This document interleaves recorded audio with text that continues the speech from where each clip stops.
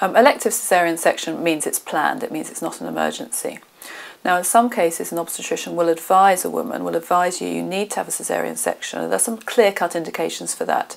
For example, if you have a low-lying placenta, that there's no way the baby can get past the placenta to come out vaginally, and therefore the only safe option is to recommend a caesarean section.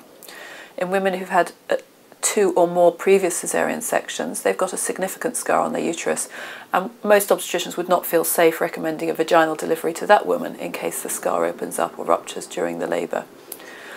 In other cases, there's a softer indication. So, for example, someone's had 1 caesarean section before. There's very good evidence that vaginal birth after a previous caesarean section can be successful in 70 or 75% of cases, but the woman may have a view about that. She may feel less comfortable with it if she had a big baby before, if she had a very long delivery and an emergency caesarean, if she had complications after the birth. From her point of view, she may feel it's better to go for a planned caesarean section. Or from the obstetrician's point of view, they may say, well, you know, there are these indications, and if I put the whole picture together, then I think probably the right thing for you is to have a caesarean rather than a vaginal birth. You then get the women who request a caesarean section with no medical or obstetric indication, and that's what we call maternal request caesarean section. Now some of them may have a degree of a problem which has led them to that decision. For example, they may have had what they felt was a traumatic delivery in the last pregnancy, or they may have particularly sort of pathological fear of pregnancy for some reason, something we call tocophobia. But for most women it's about discussing why they're requesting that, finding out their own particular reasons for it and informing them. As a medical profession, we have a responsibility to first do no harm, and there's lots of information to suggest what the risks are of caesarean section for both mother and baby, and the advantages as well.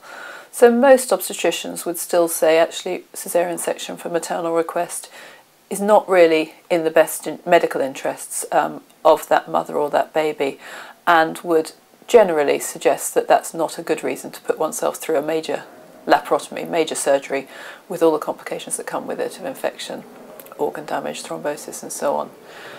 Unfortunately, we're the people who we see the complications of caesarean, and most caesareans have no complications, but sometimes when they have complications they're very serious indeed for either mum or baby, but more commonly for mother.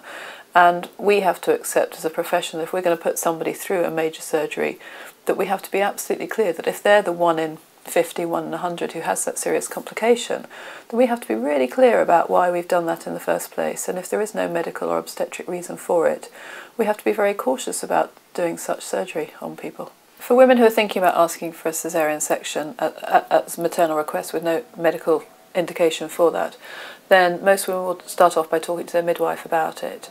If the midwife hasn't allayed their fears, then the midwife can arrange an obstetric appointment with the consultant, and they can discuss with the consultant the pros and cons of what it is that they're thinking about. Different hospitals will have different policies about maternal request caesarean section.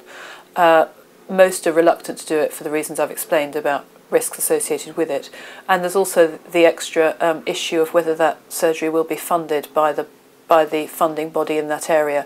And for example, in our hospital, the Primary Care Trust is very unkeen on women having planned caesarean section for no medical indication, and so really it'll be depending on where you are and who your obstetrician is and what the funding processes are.